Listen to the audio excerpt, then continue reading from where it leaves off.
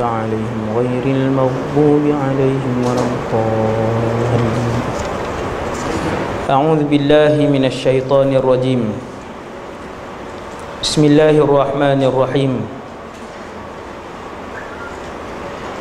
الحمد لله رب العالمين، والصلاة والسلام على أشرف الأنبياء والمرسلين وعلى آله وأصحابه ومن تبعهم بإحسان إلى يوم الدين. ولا حول ولا قوة إلا بالله العلي العظيم. ولا حول ولا قوة إلا بالله العلي العظيم. ولا حول ولا قوة إلا بالله العلي العظيم. أما بعد. Radina billahi rabba, kami redha Allah Tuhan kami, wabil islami dina, kami redha Islam cara hidup kami, wabi Muhammadin nabiyyan wa rasula, dan kami juga redha bahawa Muhammad sallallahu alaihi wasallam seorang nabi dan rasul. Allahumma inna amsayna nushhiduk wa nushhidu hamalata arshik wa malaikataka wa jami'a khalqik annaka antallah la ilaha illa anta wahdaka la sharika lak wa anna Muhammadan abduka wa rasuluk.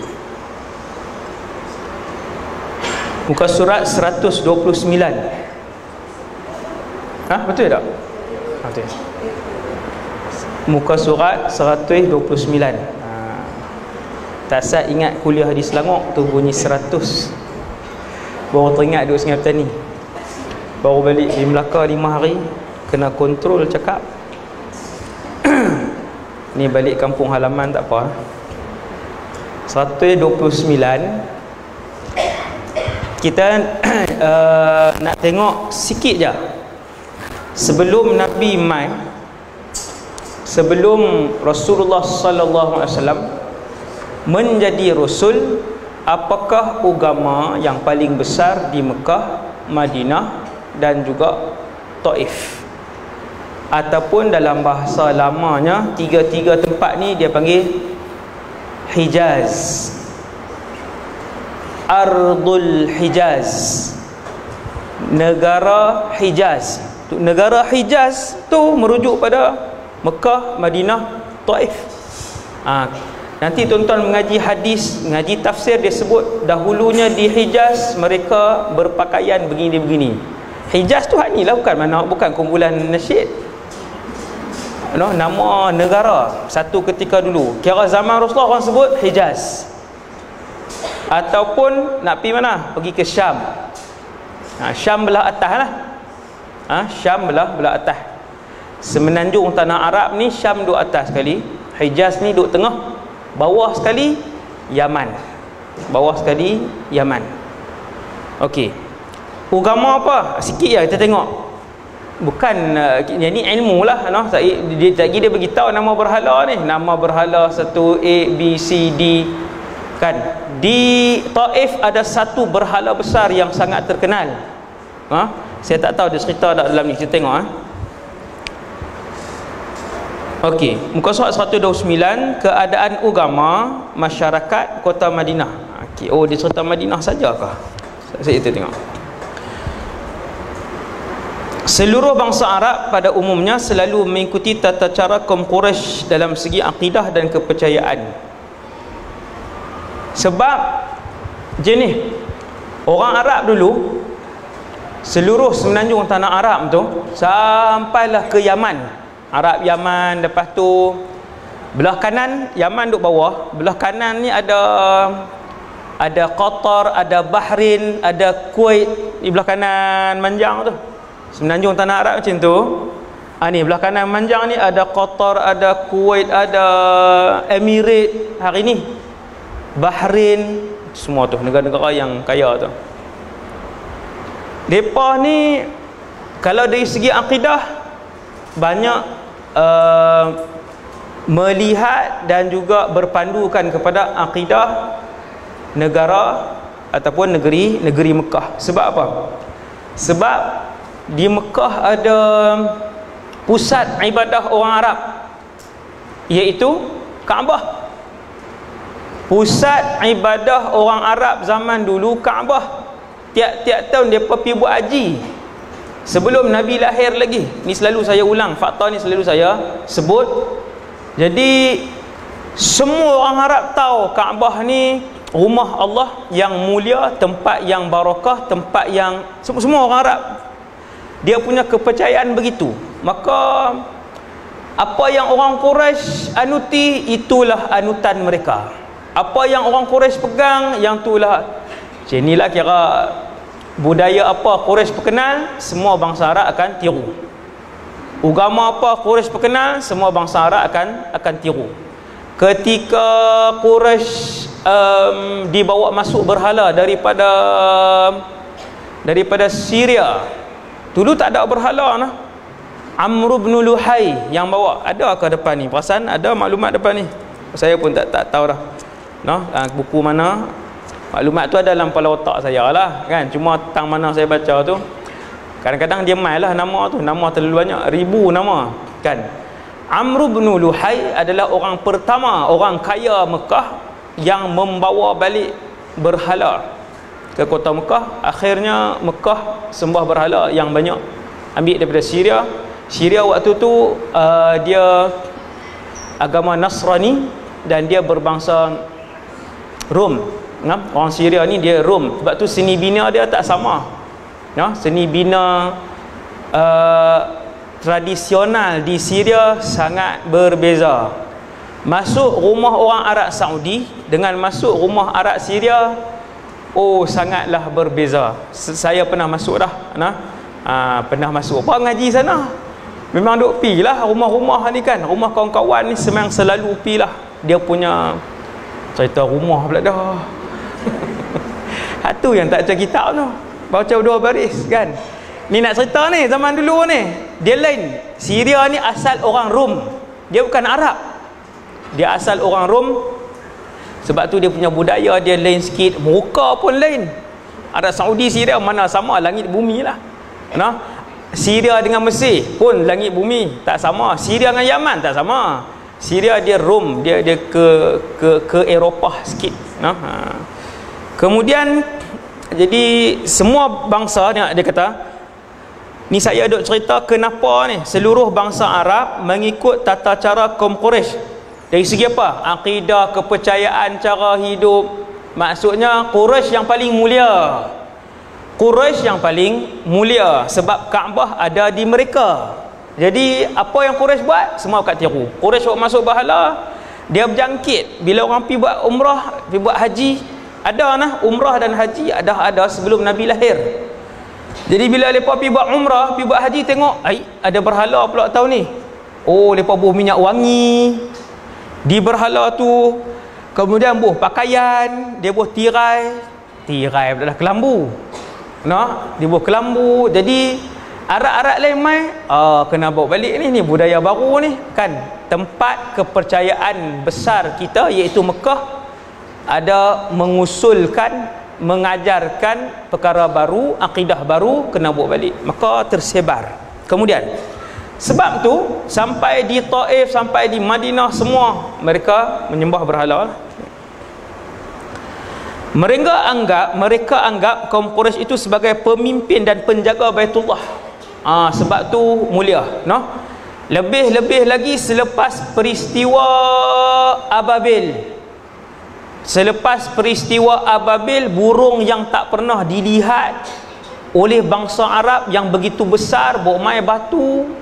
Tahu dekat ni bukan cerita dongeng ni, Abrahah serang ni hadis sahih. Hadis yang sahih.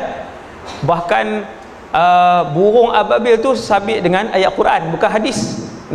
Mengingkari burung Ababil kufur. Tayran Ababil sebab apa? Sebab disebut dalam Quran. Membawa batu yang panas daripada syurga. Kalau kita kata tak ada batu tu, bahaya tu ayat tu. Dia kalau hadis jadi fasik. Kalau kita nafi hadis yang tidak mutawatir jadi fasik.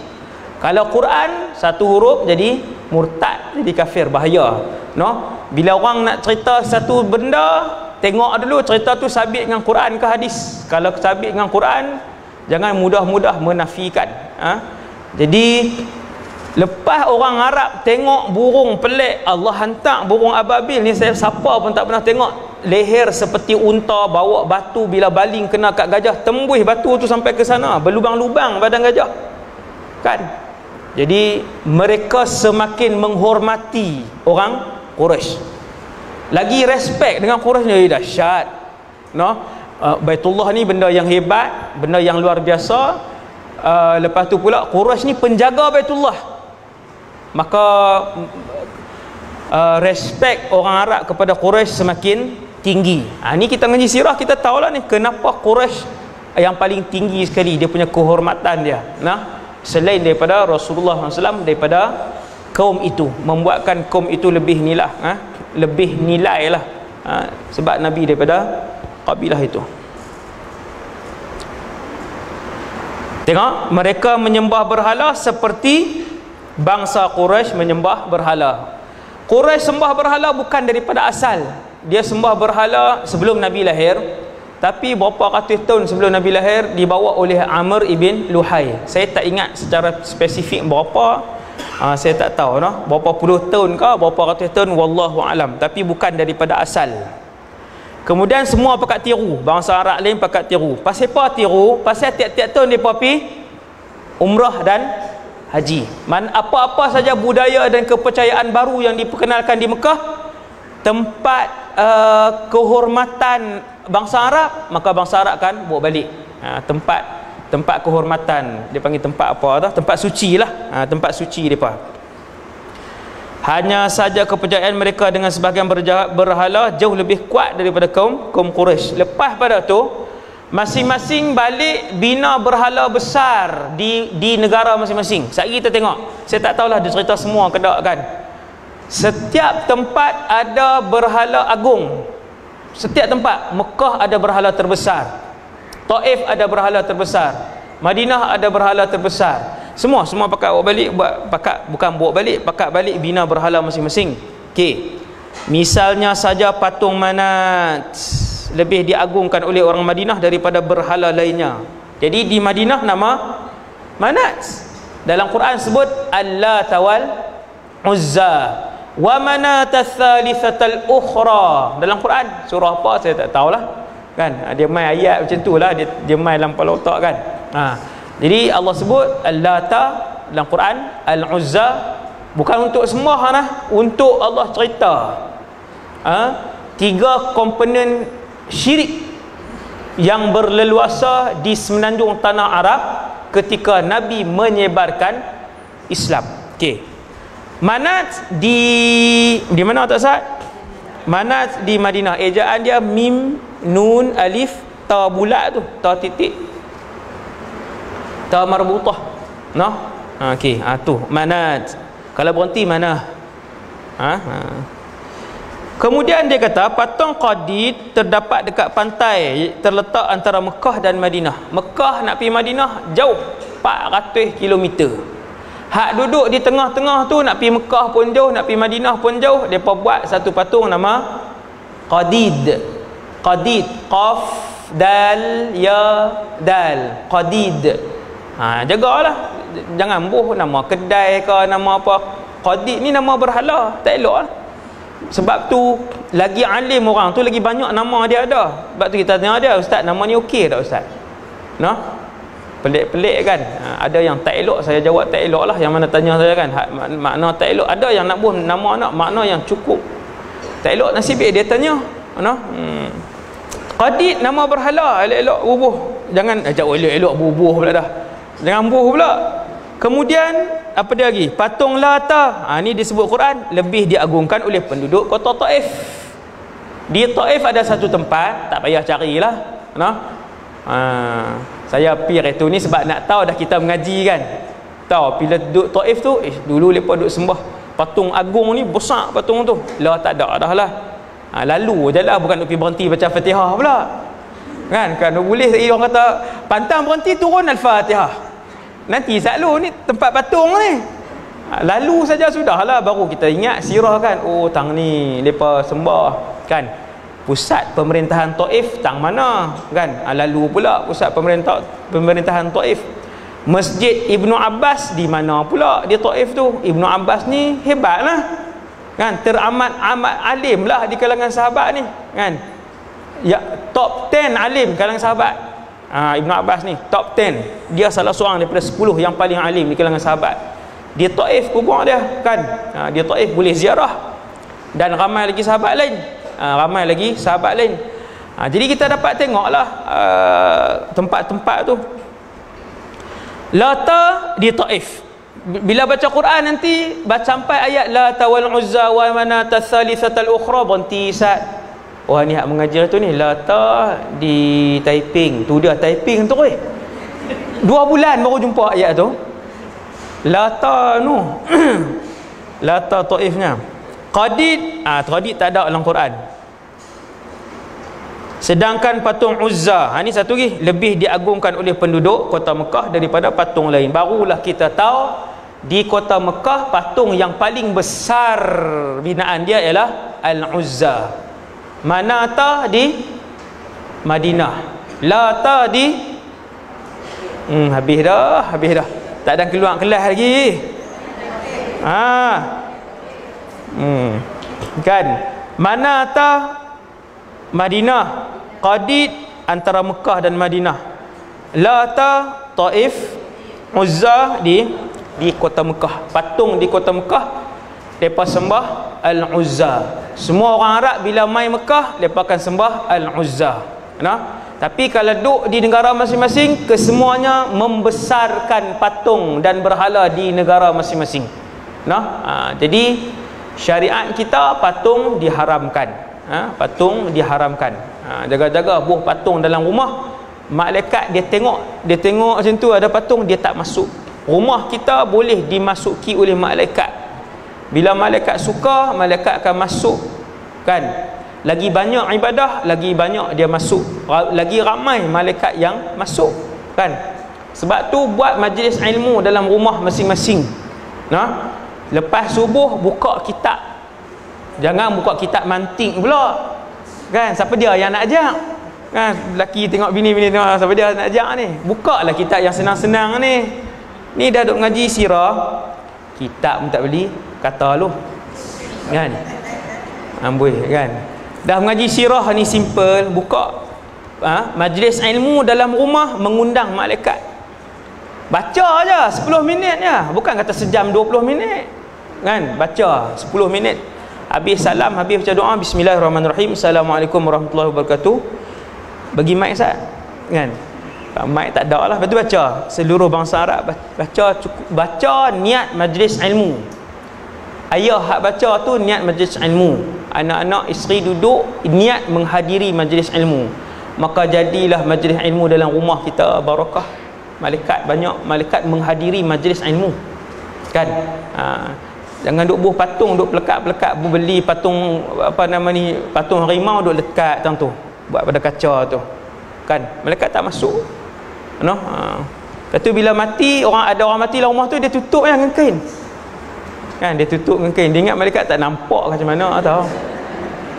Ada hak tak cerdik kan, minta maaf saya tak kenal ni, saya tak kata kat siapa.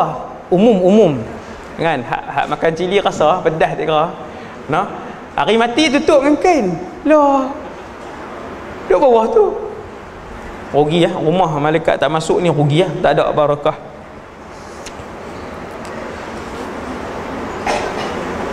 Sedangkan patung Uzza lebih diagungkan oleh penduduk kota Mekah daripada patung lain. Dah cukup. Selesai. Tengok muka surat 130.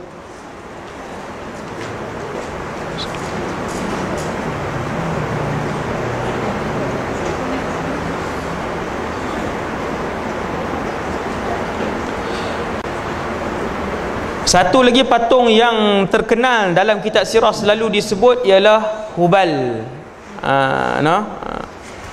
Patung-patung itu muka surat 130 atas kali, umumnya dibuat dari kayu. Kayu, kebanyakannya dibuat daripada kayu. Dikatakan bahawa Sayyidatuna Aisyah, kita baca hadis, sebelum Islam datang, kaum Ansar selalu mengagungkan patung Manat. Kan Madinah patung apa? Manat kan. Madinah patung Manat. Mekah patung Uzza. Yang disembah mereka dekat Musallal.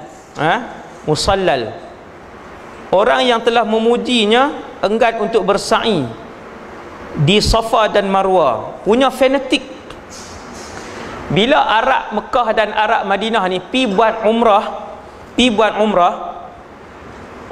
sebelum Nabi lahir, ada sa'i nah di antara Safa dan Marwah, memang ada sa'i. Ini bukanlah syariat Nabi Muhammad sahaja. Sejak daripada zaman Nabi Ibrahim ada tawaf, ada sa'i, ada ada wukuf. Nah, Arab Madinah bila untuk bersa'i, mereka tak mau. Tak mau bersa'i. Sebab apa? Pasal apa? Siapa pandai? Pasal apa mereka tak mau bersa'i? Mereka mengagungkan Manat. Bila pi tempat Safa Marwah, mereka tak mau. Pasal patung Uzza duduk dekat tu. Patai pula dah. Pasal patung Uzza duduk dekat tu. Jadi mereka tak mau. Mereka fanatik dengan Manat. Tapi sama-sama Arab. Ini sebahagian lah, sebahagian. Nampak tak? Pada satu kesempatan mereka bertanya, ya Rasulullah, sembang dengan Nabi, dulu jahiliah dulu kami kan mau sa'i di Safa dengan Marwah ni, kami pi buat umrah, tapi sa'i Arab Madinah sebahagiannya dia potong daripada ibadat tu. Dah sendiri punya, tang mana depa nak potong, tang mana depa nak tambah kan. Faham tak ni saya duk cerita ni? Jadi bila mai tang sa'i Safa pi ke Marwah sebelum Nabi lahir lagi, bakal tak mau. Sebab apa? Sebab Uzza duduk tang tu kan. Tak gi terpaksa memuliakan patung Uzza, iaitulah Tuhan orang Mekah. Macam tu je lah kan. Kemudian turun ayat, innas safa wal marwata min sya'airillah faman hajjal baita aw i'tamara fala junaha, sampai ayat habis lah kan. Sesungguhnya Safa dan Marwah itu adalah di antara syiar-syiar Allah, bukan milik orang Mekah, bukan milik Uzza dan sebagainya. Kemudian tak pernah kami dapatkan keterangan yang mengatakan bahawa penduduk kota Madinah mempunyai patung khusus buat mereka saja, seperti patung Lata, Manata, Uzza dan Hubal yang disembah mereka. Dia nak beritahu dalam rumah, setiap rumah tak pernah kami itu pengarang kitab sirah ni kata tak jumpa lagi lah fakta dalam setiap rumah di Madinah pun ada patung dalam tiap-tiap rumah. Pada umumnya mereka menyembah patung-patung besar itu di luar kota Madinah. Nampaknya penyembahan terhadap berhala itu tidak meluas seperti di Mekah. Tengok ni poin dia. Di Mekah hampir setiap rumah kita dapatkan patung tersendiri. Kita dapatkan ni bukan kita dapatkan macam mana pengarang nak kata, kita mendapati bahawa penduduk Mekah tiap-tiap rumah ada patung berhala. Maksudnya penyembahan berhala yang awal merebak dibawa masuk ke dalam kota Mekah ni lebih banyak diamalkan di kota Mekah, sehingga dalam setiap rumah pakat buat ni patung-patung besar dalam tiap-tiap rumah kan. Kalau kita baca kisah hidup para sahabat pun banyak kita akan tengok mereka memandikan, menukar pakaian ataupun kelambu patung mereka, mereka mewangikan dan mereka memberi makan kepada patung-patung mereka. Sama lebih kurang sampai hari ni orang Cina bagi makan kan. Tapi dia tak dah buah betul, dia tak hak plastik lah kan. Nasib baik tak kena bala apa, dia muhung. Sebab Tuhan dia ni pun tak boleh buat apa kat diri sendiri. Yang tu beza dia. Kemudian habis kita tak mau tengok dah pasal patung ni. Kita tengok terus sikit muka surat 133 pula. Di Mekah Madinah waktu tu tanam apa yang masyhur, makanan mereka di sana ketika itu. Orang Mekah ambil mana, orang Madinah ambil mana. Orang Mekah tanam apa, orang Madinah tanam apa kan. Tengoklah sikit sirah ni kan.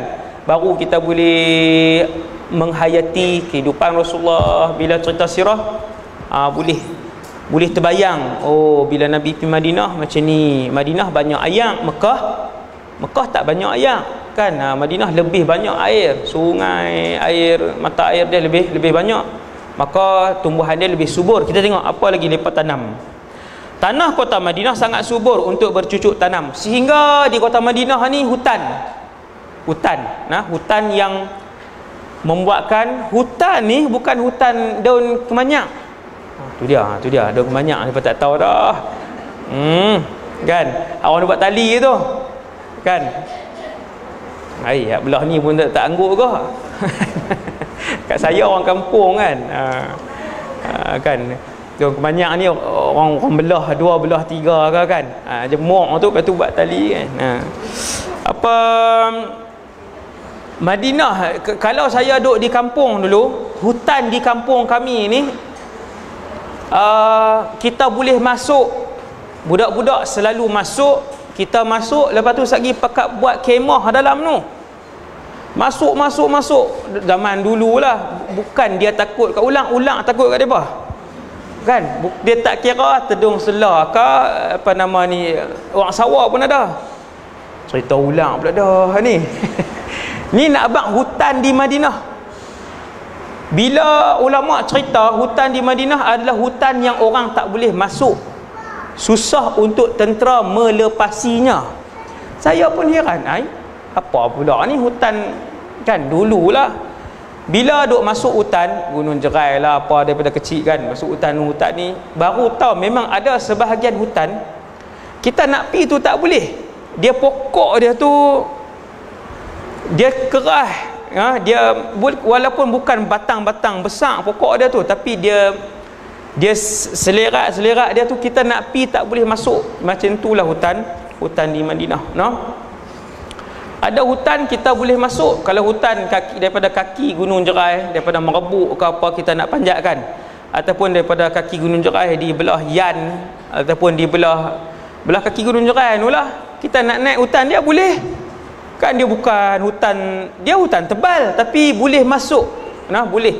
Kalau nak masuk tentera pun tak ada masalah. Tentera boleh masuk tembus belah sana kan. Tapi di Madinah hutan dia sehinggakan orang tak boleh nak pi duk masuk dalam tu kan. Sebab dia hutan jenis yang tak boleh masuk.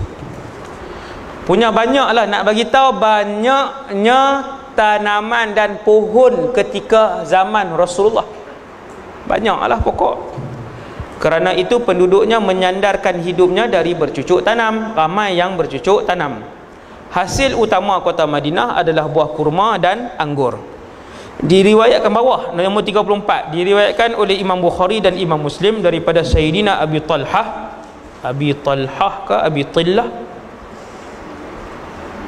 yang juga tersebut dalam kisah Abu Talhah Al-Ansari dengan seekor burung yang tercantum dalam hadis Malik dalam Muwatta. Okey, saya tak tahu apa dia. Cerita apa, hadis apa saya tak tahu yang ni. Kurma dan anggur. Dah yang ni masyhur lah. Kota Madinah banyak dihiasi dengan kebun-kebun kurma dan anggur. Selain itu kebun-kebun itu juga menghasilkan biji-bijian dan sayur-sayuran. Sehingga kan sayur-sayuran tu, biji-bijian, biji rin tu Allah sebut juga dalam Al-Quran, surah Al-An'am dan surah Ar-Ra'd. Jika musim hujan cukup banyak, ada kalanya hasil kurma akan mencukupi keperluan penduduk kota Madinah. Ada kalanya buah kurma itu dijadikan sebagai alat menukar sebagai ganti wang. Sistem apa ni? Sistem barter diamalkan sebelum Nabi lahir sampailah Nabi lahir. Sistem barter masih diamalkan di kota Madinah. Siapa nak bagi duit lah. Waktu tu di kota Madinah ada duit dinar dan dirham. Dinar dan dirham Rum digunakan di Madinah. Kemudian sampailah dinar dan dirham Islam sendiri dicetak. Mula dicetak. Ketika Nabi hidup, sistem barter masih diamalkan. Ayam dengan kambing, berapa ekor ayam bagi kambing, gandum dengan kurma dengan buah anggur. Ikutlah. payuk dengan buah kan. Di pasar tu kalau pergi tanya nak duit tunai ke nak barang, saya tunai saja. Kena cari lah orang hak jual barang kan. Nak pergi beli ayam kan, ni tunai ke dengan barang? Saya barang pom tak apa. Ni telur ayam banyak, saya pun jual ayam dah. Contohlah kan. Contoh. Ada sistem bata sampai Nabi lahir, sistem itu diakui. Sah. Kan? Sah. Okey. Kemudian pokoknya ni pokoknya bukan pokoknya diguna bahasa Indonesia pula dah dia ni. Kan? Pokoknya kegunaan pohon kurma banyak sekali. Pokoknya tu bukan pokok kurma. Dia nak abang kata pokoknya, hak orang Indonesia cakap tu. Kegunaan pohon kurma banyak sekali. Paling masyhur kurma lah di Madinah. Selain digunakan sebagai makanan, cuba tengok ni, mengaji sirah ni zaman Rasulullah. Pokok kurma juga sangat berguna untuk pembangunan. Dia ni kita kata ni buat bangunan apa tingkat ni. Bangunan apa tu, dia punya batang dia tu lah kan. Buat tiang, lepas tu daun dia buat atap. Tak hidup kata bangunan apa ni, industri kayu bakar, makanan binatang ternak kan. Kayu bakar tu batang dia tu lah. Kemudian buat makanan binatang ternak tu apa nama ni, buah tu sendiri, buah kurma sendiri dibagi kepada binatang ternak bukan daun. Ni tak tahu kan. Buah kurma, orang Madinah ketika musim hujan zaman Rasulullah, buah kurma terlalu banyak, air banyak, buah kurma semua menjadi, hak tanam belakang rumah jadi, hak depan rumah jadi, di kebun pun terlampau banyak. Dia ambil yang masak bagi unta makan. Maka tai tu dia sebut no, teruk dengar berhenti tang tu pula tu. Tai unta di kurma, tai unta di kurma, tai unta Madinah tak sama dengan tai unta negara lain. Orang Arab kenal, Arab dulu bila lalu jumpa tai unta, dia pakai sikit unta Madinah sebab ada biji kurma. Ni cerita sirah ni. Subhanallah. Jenis kurma Madinah banyak sekali sehingga sukar untuk diketahui jenisnya. Ada buku ni depa karang jenis kurma. Kita duk rasa Mariami, lepas tu Ajwa, ala 4 jenis tu pi pasar kurma 4 jenis tu, 5 jenis tak berani dah ambil lain, tak berani dah. Orang tanya try ni, sedap ke? Kan keras lagi. Berpuluh-puluh jenis sehingga ada buku tentang buah kurma ni. Kalau ada adik-beradik saya kalau pergi sana, budak-budak Madinah lah, saya suka kawan kan, panggil depa. Budak Madinah ni kalau masuk Masjid Nabawi, tuan-tuan nak jumpa depa 30-40 orang, depa suka lepak bukan lepak lah, beriktikaf di pintu mana yang bahagian lelaki tapi orang tak ada belakang tu. Pintu belah ni lah, pintu belah muslimat. Pintu belah muslimat ada kawasan orang lelaki. Situ orang sepanjang tahun orang tak ramai. Tang tu mesti tak ramai. Sebab dia pintu dia dekat dengan pintu masuk muslimat kalau tak silap saya. Di situ senang jumpa pelajar Madinah. Pelajar Madinah ni dia cekap lah, tapi jangan pergi jumpa hak baru 3 bulan. Sekali dia tanya kita, makcik nak beli stokin di mana? Kan? Kena cari hak lama-lama, hak abang-abang long kan, hak 6 tahun, 5 tahun, hak tak lulus 6 tahun lah kan.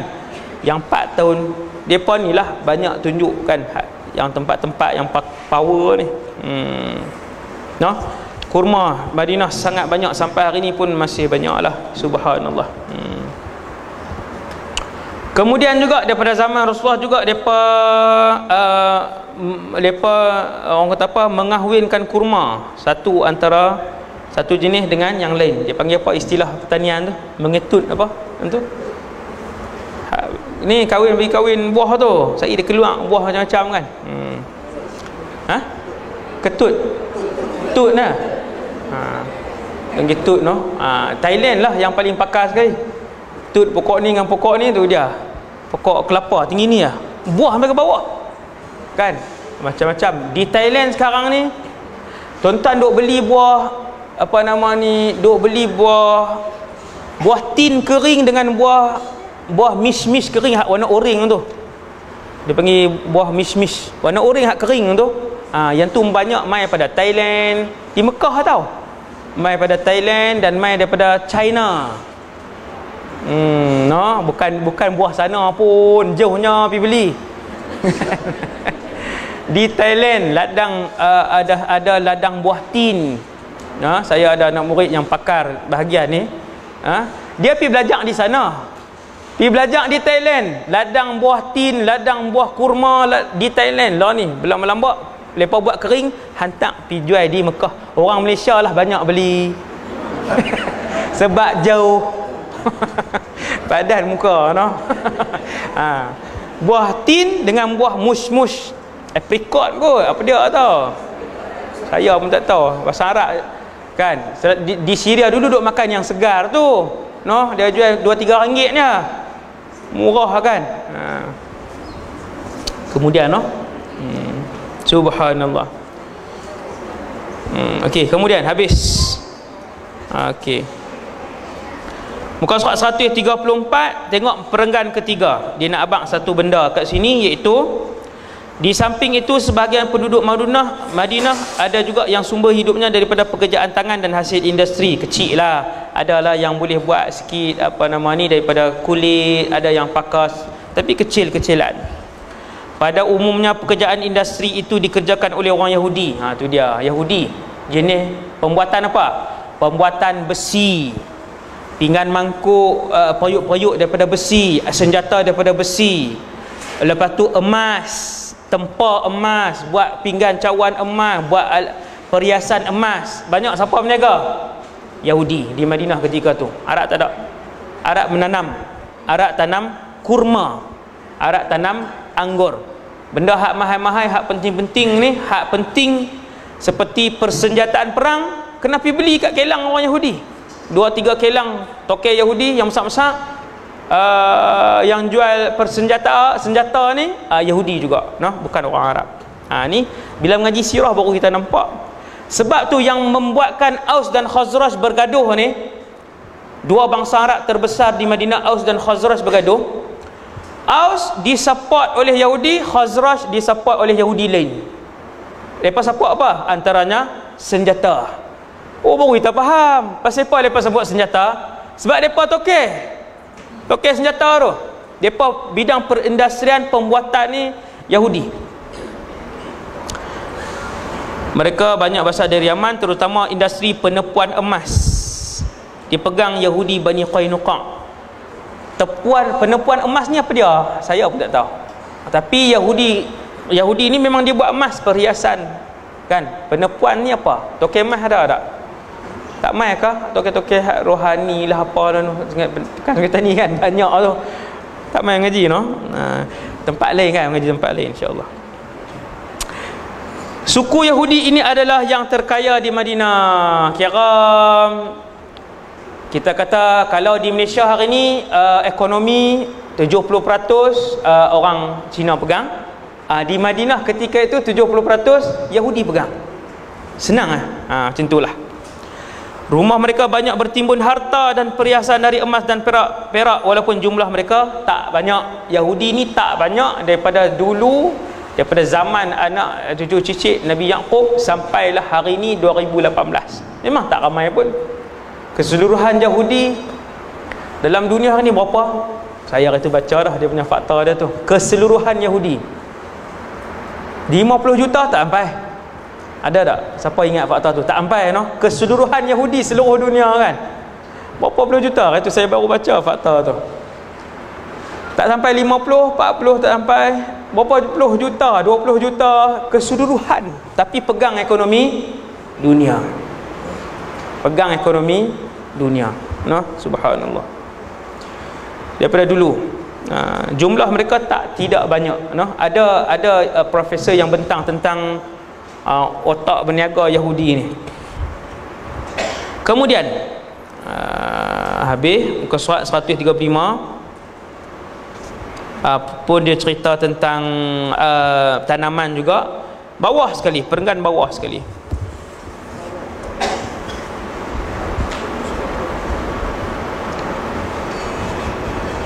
Jenis mata wang Madinah serupa dengan jenis mata, saya tak ada jam ni, 6 suku. Okey, 5 minit lagi kah? Cukuplah 10 minit ni. Jenis mata wang Madinah serupa dengan jenis mata wang di Mekah seperti yang kami terangkan di atas. Tang mana? Di atas. Yang tadilah kita dah hurai dah. Namun orang Madinah lebih banyak menggunakan timbangan dan kuantiti. Kerana sumber hidup penduduknya lebih banyak yang berupa buah-buahan dan biji-bijian. Sukatan kuantiti digunakan di Madinah bernama mud. Kilo apa semua ni, sa'. Tu nak kalau baca sendiri bunyi apa? Sa'a. Tu dah tak kena tu. Mud. Mud ni Nabi guna sampai zaman Rasulullah, satu mud, yang satu cupak satu gantang tu.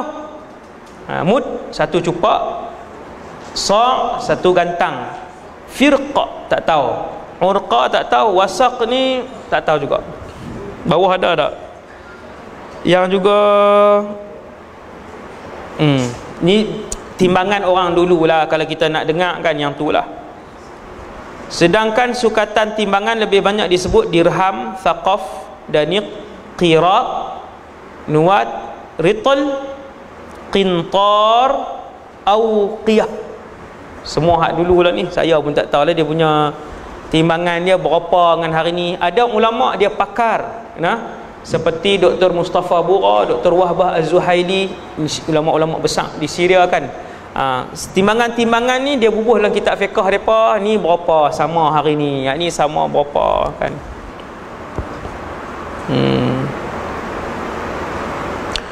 Walaupun hasil kota Madinah banyak dan subur, namun hasil buminya belum dapat dikatakan mencukupi keperluan penduduknya, tak cukup juga. Kerana itu penduduknya terpaksa mengimport.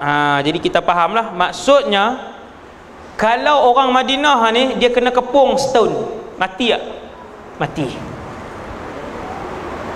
Mati akan habis. Sebab dia punya simpanan barang makan dia, simpanan makanan dia. Malaysia pun sama juga tuan-tuan. Beras import ke guna semua hak dalam Malaysia? Import kan. Kalau kena kepung berapa tahun kita boleh tahan?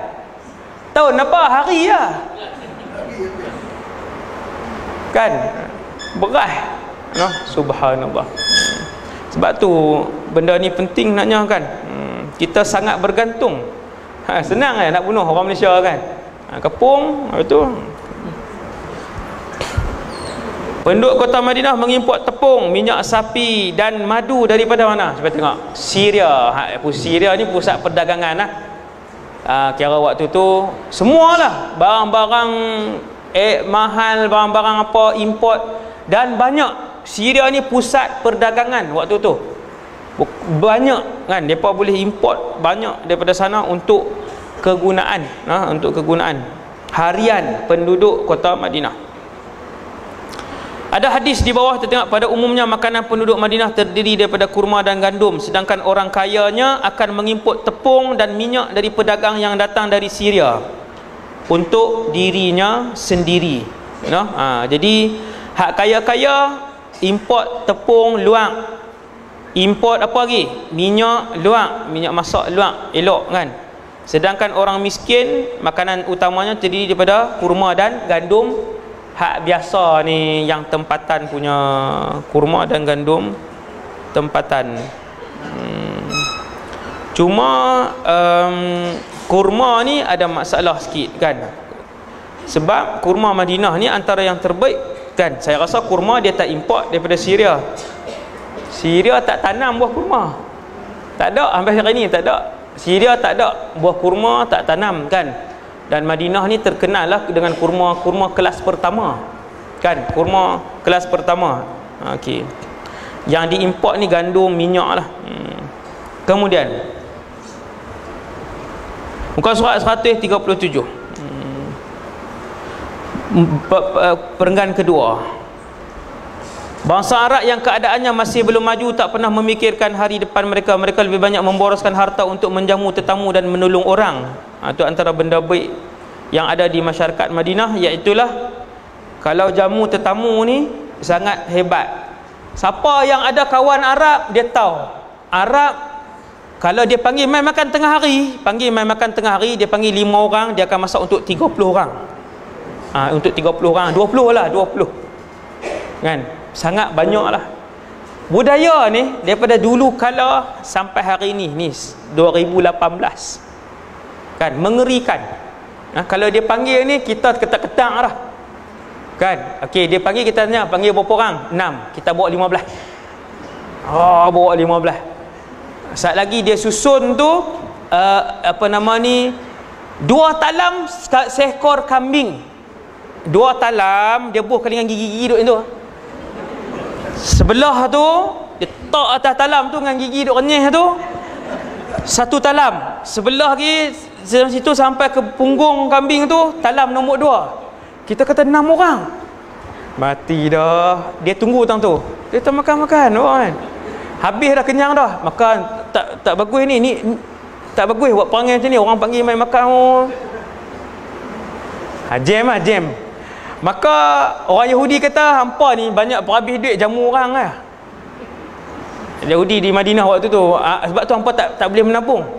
Hampa tak ada dalam bank Islam, tak ada dalam bank duit hampa tak ada kan. Hampa kerja duk jamu orang lah.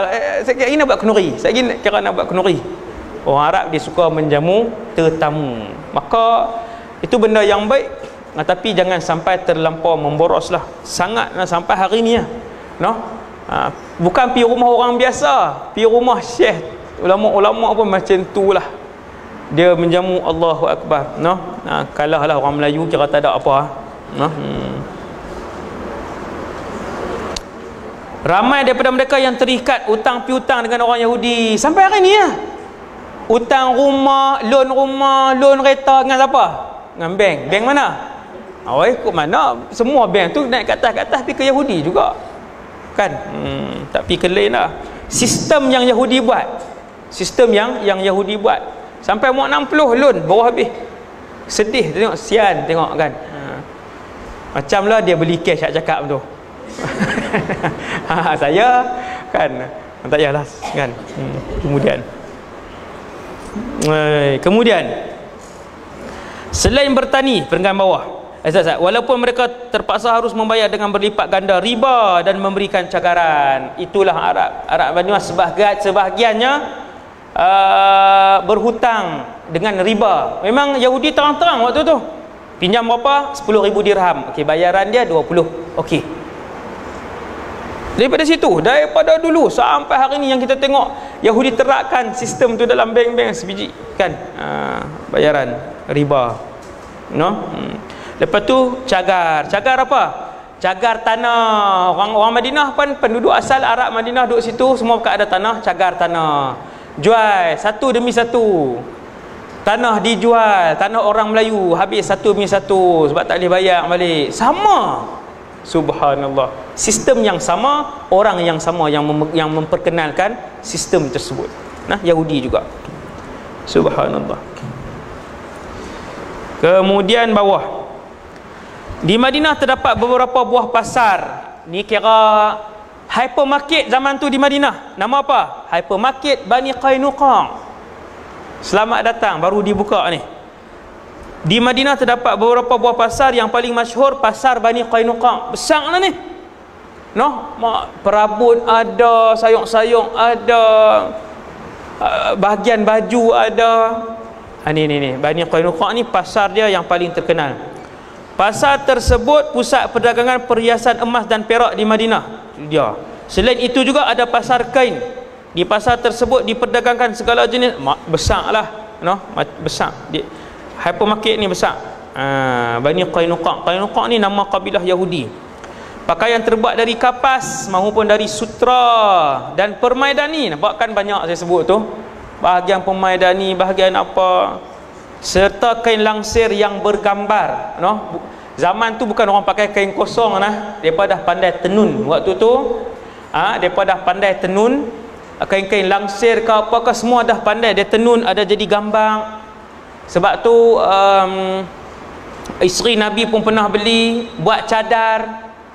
Cadar ada gambar rimau ke apa tak tahu. Dengan kain sarung bantai pun ada gambar binatang. Nabi balik, Nabi marah. Nabi kata ni malaikat tak masuk rumah yang ada macam ni. Maka isteri Nabi pun ambil potong. Nak buang rugi cadar besar, buat sarung bantai. Maka bila terpotong-potong gambar tu dia tak jadi dah, tinggal gigi rimau ya. Gigi ada sarung bantai nampak telinga saja, boleh. Dia nampak seketui satu badan tu tak boleh. Dia kata lega, boleh gak boh sikit. Nak boh juga hak gambar binatang.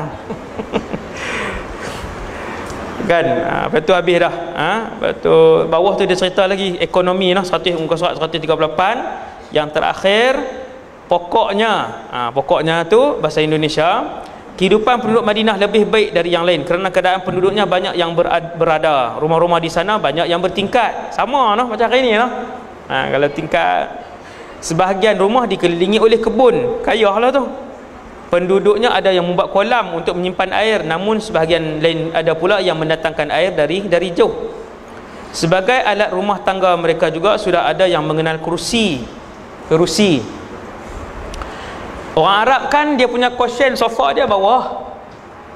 Sampai zaman Rasulullah tu dia tak ada sofa ni. Dia duduk bawah.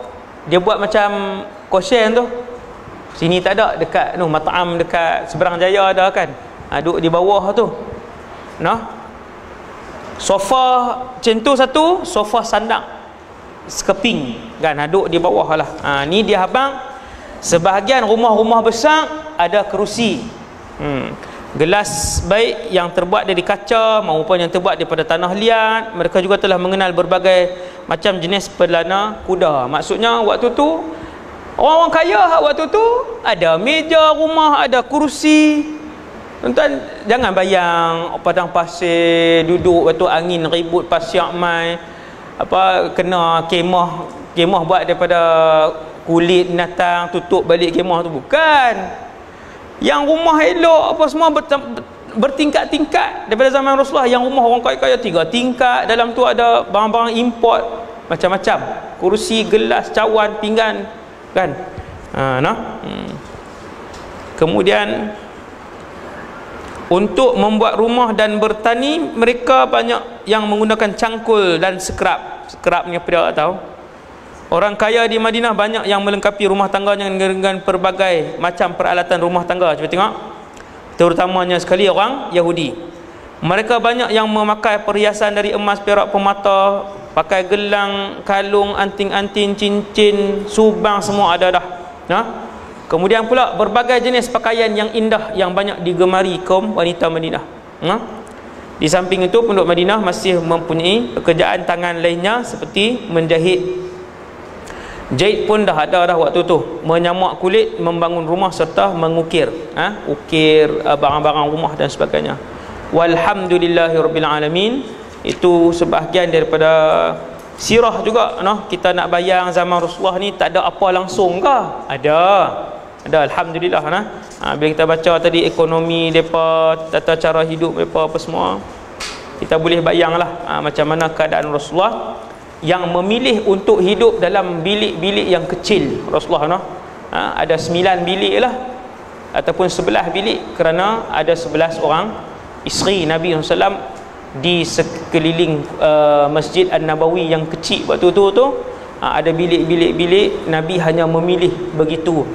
Walaupun ada orang kaya yang rumah mereka bertingkat-tingkat. Inilah sirah, kita nak faham balik kan.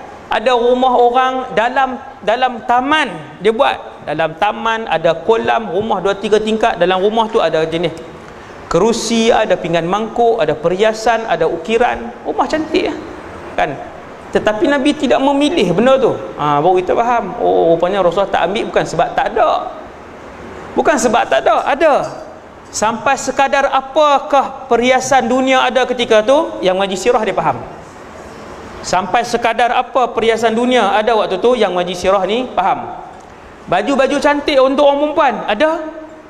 Tetapi muslimat Madinah ketika itu 100% pakaian mereka adalah hitam. Lagi warak muslimat itu lebih labuh pakaiannya sehingga meleret-leret di tanah.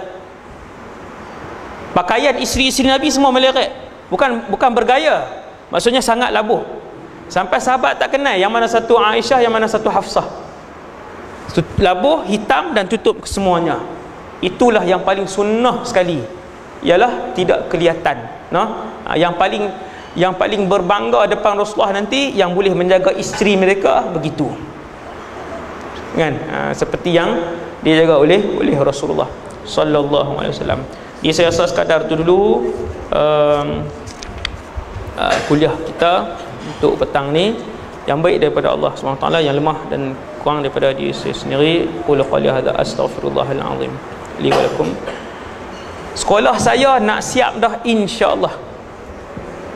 Hak duk war-war tu kan, insya-Allah nak siap dah. Lagi 2 bulan insya-Allah, lagi 2-3 bulan siaplah 5-6 blok. 6 blok. Sebab tu daripada dulu saya selalu sebut kan, tuan-tuan bagi pun sekolah tu siap, tuan-tuan tak bagi duit pun sekolah tu siap. Sebab yang bantu bukan kita, Allah. Allah gerak je tangan kita. Tak bagi pun dia nak siap dah, bagi pun dia nak siap dah. Yang bagi beruntung lah kan, nama dia ada dalam pembangunan tu, naik masjid dan sebagainya kan. Saya bukan nak terus tak tabung kan, saya cuma nak bagi tahu kita dah buka pembukaan. Pejabat kami di sini 45A tingkat 1. Boleh pergi ambil borang kalau siapa yang nak anak dia masuk. Saya cuma yang paling susah sekali ialah saya hanya ambil budak darjah 5 pada tahun depan. Yang darjah 5 tahun 2019 sahaja, lelaki.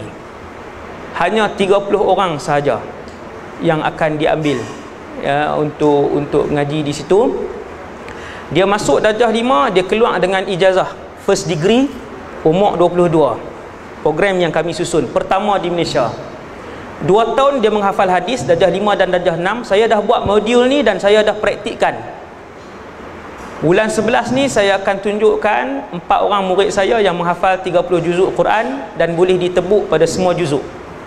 Modul ni saya akan praktikkan di kolej yang duk bangun tu, dan kami tak ada yuran. Ketika orang lain yuran berlumba-lumba untuk menaikkan yuran sampai 4-500, kami tak kenakan yuran. Sebab saya tengok sekolah tahfiz yang saya duk buat sekarang ni di Taman Ria pun tak ada yuran. Lagi tak ada yuran, lagi Allah bantu. Lagi duk naik yuran, lagi ustaz tu, pengetua tu kena keluar duk pergi cari duit kan. Alhamdulillah kita tak kenakan yuran. Tapi bukan duit ada seketui tau, bukan macam tu, tak ada. Memang tak ada pun. Tapi saya yakinlah dengan sunnatullah ni saya yakin. So pelajar yang kita akan ambil ni sangat ketat pemilihan dia. Kalau ada anak-anak yang tahun depan darjah 5, tahun depan darjah 5 lelaki, dia sekolah pondok ke, dia daripada tahfiz ke, saya tak mau tanya. Dia lulus ujian kami 3 hari 2 malam. Temu duga bukan 2 jam lah, 3 hari 2 malam. Ada 70 modul yang dia kena lepas, duduk di situ. Modul menguji akal, lepas tu fizikal, akhlak dia, kerjasama kumpulan kan. Saya penceramah motivasi, jadi saya ada modul outdoor dengan indoor, lebih daripada 100 modul yang saya duk buat sampai ke pelajar sekolah menengah. Jadi saya nak tengok perangai dia tu betul-betul layak lah untuk menjadi pelapis betul-betul ulama lah. Kita tak mau orang yang tak mau dah yang baca bahasa Arab tak boleh, ustaz tapi ketua kita Arab tak boleh baca. Banyak majoriti kan. Kita nak yang betul-betul ni lah. Hafal Quran 2 tahun, habis 2 tahun hafal Quran, darjah 5, darjah 6, tingkatan 1 dan 2 menghafal hadis sahaja sebanyak 3,000. Dia akan ada di sini 3,000 lepas Quran, hadis 3,000. Kemudian dia akan mendalami ilmu agama 2 tahun, lepas tu ambil SPM setahun pun saya dah buat dah modul tu, ambil SPM setahun. Kita heran buat heran kan, macam mana Ustaz ambil SPM setahun. Saya cikgu 8 tahun saya mengajar sekolah menengah kan. Saya tahu dia punya teknik dia tu, macam mana naik apa kan. Bahasa Arab tinggi, syariah, Quran sunnah, tasawur, 4 ni kami duduk Maktab Mahmud dulu tak pernah study. Kami tak pernah buka buku malam periksa nak study apa, study syariah. Budak Maktab Mahmud tak study syariah, Quran sunnah, tasawur ni tak study kan. Sebab apa? Sebab dia dah belajar banyak dah mata pelajaran agama, usul fiqh, hadis, tafsir kan ada mata pelajaran tu. Jadi yang ni dia tak study dah. Memang A insya-Allah. Alhamdulillah saya pun semua mata pelajaran tu A waktu SPM kan. Kita tak study dah. So budak-budak kita pun budak-budak kita pun nanti 4 mata pelajaran tu kita expect memang daripada dia masuk darjah 5 tu akan ada kitab dia akan mengaji setiap kali lepas solat fardu. Saya sendiri akan mengajar. Kitab. Saya tak keluar mana dah lepas ni tau. Saya duduk situ je. Sini main lah kot. Kan. Duduk situ ceramah-ceramah luar. Saya tak pergi dah lah jauh-jauh kan. Duduk di situ. So budak kita habis tu akan ambil SPM setahun sebab kita tahu SPM diperlukan. PT3 dengan UPSR tidak ada nilai lah. Dalam Malaysia ni tak ada nilai 10 sen pun. Saya cikgu, saya tahu cikgu-cikgu tahu dia tak ada, dia tak ada nak selit di mana, tak ada. SPM guna, memang gunakan. Habis SPM 7 tahun dia akan mendalami 30 bidang ilmu. Sampai ke peringkat terakhir dia akan mendalami prinsip berfatwa, cara-cara berfatwa. Itu ending, dia akan ada sijil berfatwa tu kan. Kira last lah, habis tamat umur 22, tamat di situ kan. Nampak macam lama, bukan lama pun. Sekolah rendah, sekolah menengah sama aja kan. Lepas tu masuk ijazah 4 tahun kan. Jadi macam itulah boleh ambil borang. Pejabat kami 45A tingkat 1 kan. Siapa yang rasa nak challenge untuk masa depan anak dia, insya-Allah lah kan. Insya-Allah kalau layak akan temuduga 3 hari bermalam di situ. Kompleks tu akan siap bulan 11 ni akan temuduga. Kemudian depa bermalam di situlah. Yang paling tinggi markahnya akan luluslah sebagai 30 pelajar tu. Walhamdulillahirabbil alamin. Subhanakallahumma wa bihamdik, asyhadu an la ilaha illa anta